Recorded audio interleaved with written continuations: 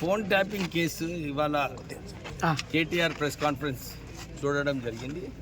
నిజంగా ఆశ్చర్యమైన విషయం ఏంటంటే 10 సంవత్సరాలు ఆయననేమో అధికారంలో ఉన్నప్పుడు అందరు ఫోన్ ట్యాప్ చేసిండు. అంతేకాదు, అందరే కాదు, ఆయన సొంత కుటుంబ సభ్యులు హరీష్ రావు, కవిత మీద కూడా ఫోన్ ట్యాపింగ్ చేసిండు కేటీఆర్ కేసీఆర్. అంటే వీళ్ళు ఈ ఫోన్ ట్యాపింగ్ గురించి ఇన్వెస్టిగేషన్ సిట్ పెట్టినప్పుడు, అంటే దీని ద్వారా ఎవరిపైన ఫోన్ ట్యాపింగ్ చేస్తున్నారని చెప్పి బయటకు వస్తుందని చెప్పి అనే ఇతర సమస్యల గురించి ఈరోజు ప్రెస్ కాన్ఫరెన్స్లో మాట్లాడడం జరిగింది. వారికి ఒక సూటి ప్రశ్న.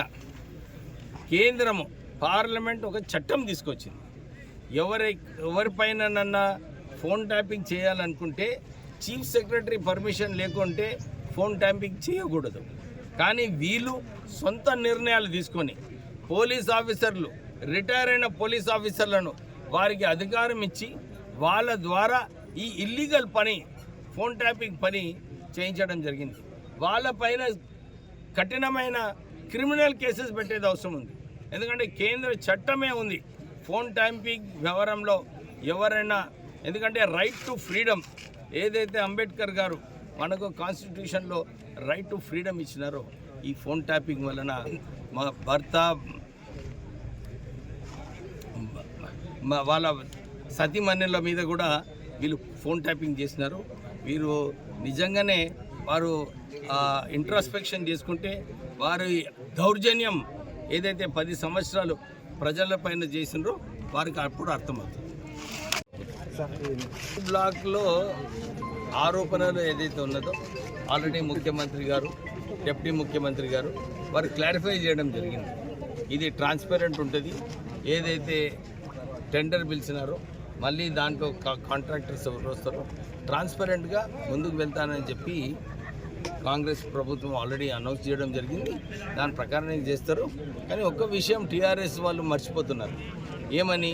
వాళ్ళే అడ్డుకున్నారు ఇంతకుముందు, ప్రైవేటైజేషన్ చేయొద్దు అని చెప్తే మన చెన్నూరు ప్రాంతానికి కొత్త కోల్ బ్లాక్ రాలేదు. కానీ నేను ఎమ్మెల్యే అయిన తర్వాత ముఖ్యమంత్రిని నచ్చజెప్పి, లేదు మా ప్రాంతంలో ఉద్యోగాలు అవసరము, మేము వారికి ఉద్యోగాలు కల్పించాలంటే కొత్త మైన్లు అవసరము. ఎందుకంటే ఇక్కడ అంతా కూడా కోల్ బ్లాక్సే ఉన్నాయి. ఇక్కడ కోల్ సంబంధించిన ఇండస్ట్రీ రావచ్చు, మీరు దీన్ని రీఓపెన్ చేయకుంటే ప్రజలకు నష్టం అవుతుందంటే ముఖ్యమంత్రి గారు ఇమ్మీడియట్లీ స్పందించి దీన్ని కాంపిటేటివ్ బిడ్డింగ్లో తీసుకోవాలని చెప్పి ఒక నిర్ణయం తీసుకోవడం జరిగింది. RK4 గడ్డ మీద కొత్త మైన్ వస్తుంది, అక్కడ కొత్త ఉద్యోగ అవకాశాలు ఇంకా ఉంటాయి.